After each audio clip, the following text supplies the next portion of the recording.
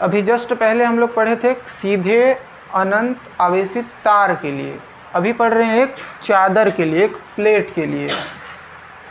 तो उसके लिए एक डायग्राम है सामने, इसमें क्या है, ए बी सी डी एक अनंत लंबाई का चादर है और इसके किसी एक भाग का आवेश घनत्व सिग्मा है और पृष्ठीय क्षेत्रफल ए है, किसी एक भाग का ना। इसे r दूरी पर कोई बिंदु P है जिस पर क्या ज्ञात करना है, विद्युत क्षेत्र की तीव्रता। अब देखो ये ऐसा मान लो कि मान लो ये एक प्लेट है, ये ऐसे प्लेट है ना, मान लो एक प्लेट है और ये वाला कैसे है, इस पे एक पेन घुसा दो यहाँ से, तो आधा इधर निकला रहेगा और आधा इधर निकला रहेगा, तो इसी के जैसा सेम चित्र बनेगा। तो इसके जो ऊपर का भाग होगा और इसके जो नीचे का भाग होगा उसका वैल्यू 0 हो जाएगा। और पेन जब घुसाएंगे तो पेन बेलनाकार होगा। अगर मान लो चौक को एक ऐसे करके घुसा दे, उधर और एक इधर, तो चौक के इधर एक वृत्त बनेगा और चौक के इस साइड में भी एक वृत्त बनेगा, दोनों साइड एक एक वृत्त बनेंगे, तो उसका वैल्यू निकालेंगे। और जो ऊपर का भाग बच गया ये वाला, जो नीचे का भाग बच गया ये वाला, इसका कोई वैल्यू नहीं होगा। तो उसके लिए क्या करना पड़ेगा, यहाँ पे कितने पृष्ठ हैं वो सबसे पहले देखेंगे। इस स्थिति में या यहाँ पर 3 पृष्ठ बनेंगे, उसका नाम दे देते हैं, ये वाला को मान लेते हैं S1 और ये वाला जो ऊपर का वक्र पृष्ठ है ना उसको मान लेते हैं S2 और ये साइड वाले को मान लेते हैं S3। S1 वृत्ताकार है, कैसा है, वृत्ताकार, ये वाला साइड है वृत्ताकार। दूसरा है S2 बेलनाकार है,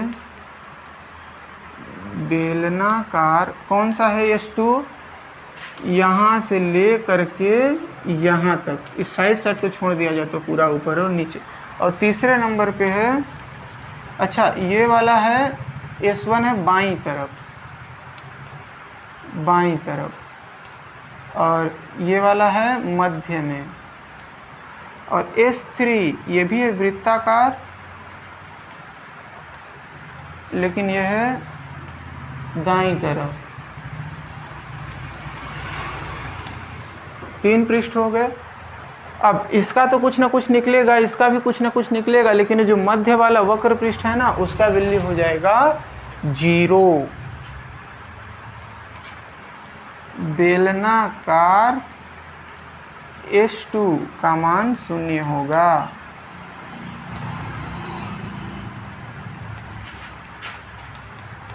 क्योंकि यह चादर के समांतर है।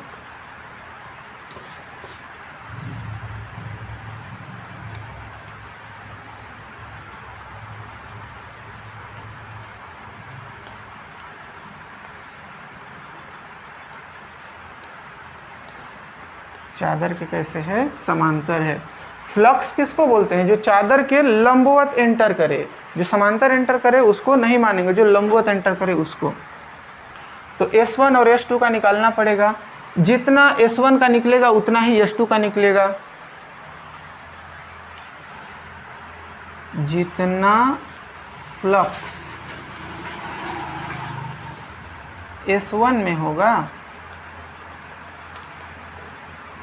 उतना ही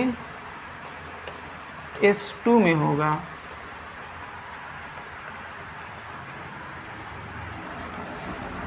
फ्लक्स निकालने के लिए किसका प्रमेय लगाते हैं, किसका लगाते हैं, गाउस। गाउस के प्रमेय से विद्युत फ्लक्स के लिए फाई ई बराबर क्या हो जाएगा, समाकलन ई ds। अब 1 निकालेंगे, क्योंकि देखो 1 का वैल्यू निकलेगा, S2 का नहीं निकलेगा, S3 का भी निकलेगा। तो ds1 बराबर, अब तीर हटाएंगे तो क्या लगाएंगे, cos थीटा लगाएंगे, परंपरा चलते आ रहा है, cos थीटा लग गया। cos थीटा का मान कितना लेना है, 0 डिग्री लेना है, और 0 डिग्री का मान कितना होता है,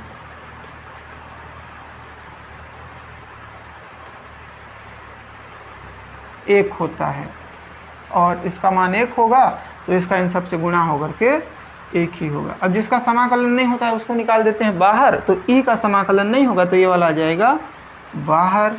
तो फाई ई बराबर यहाँ पे हो जाएगा e, और यहाँ पे हो जाएगा समाकलन ds1। अब ds1 का वैल्यू कितना होगा उसको कैसे निकालेंगे, तो समाकलन ds1 बराबर, देखो यहाँ पे एक वृत्त बन रहा है, क्या बन रहा है, वृत्त, और वृत्त में क्षेत्रफल होता है, लंबाई होता है क्या वृत्त में, नहीं होता है, वृत्त में क्या होता है, क्षेत्रफल होता है।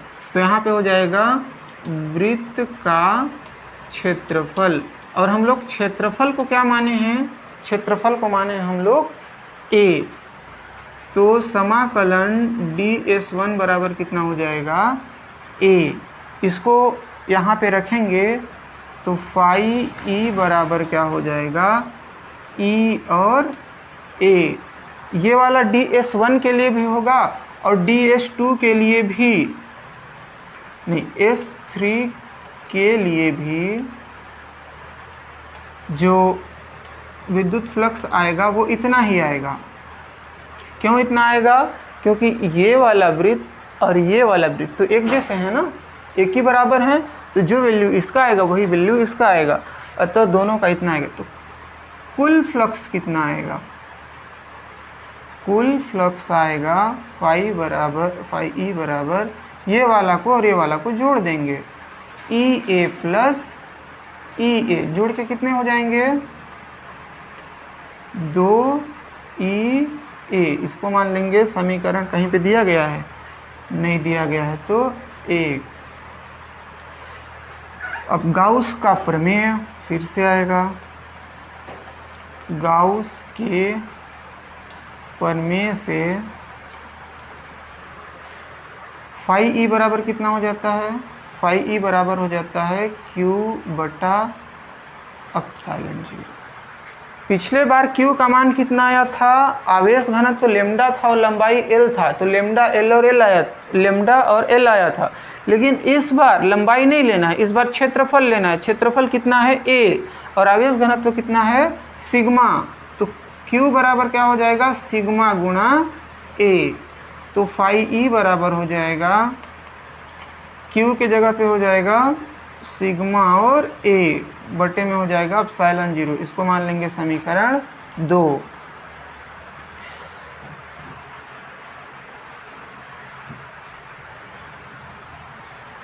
समीकरण 1 और समीकरण 2 को एकदम ध्यान से देखोगे तो एक पक्ष बराबर है, फाई ई यहाँ भी है और फाई ई यहाँ भी है, तो दूसरा पक्ष भी क्या होगा बराबर होगा।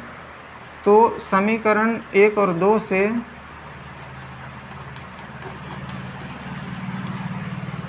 इधर क्या है 2EA